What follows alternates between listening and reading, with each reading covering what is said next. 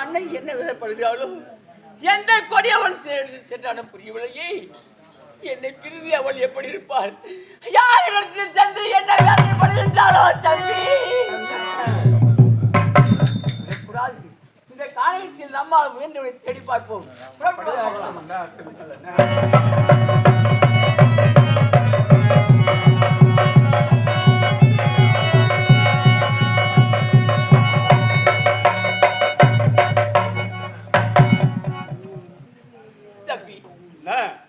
நாம் எழுதுவரை நிறுத்தி கொஞ்சம் கேள்விப்பட்டாயா?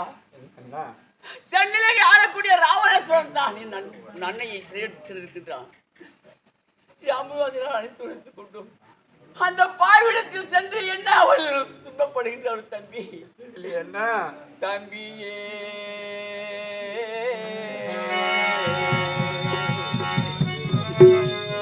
நமது தந்தை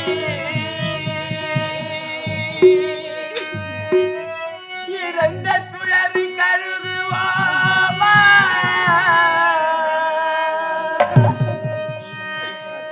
தம்பியே நமது தாயை பிரிந்த துயர் கருதுவோமா.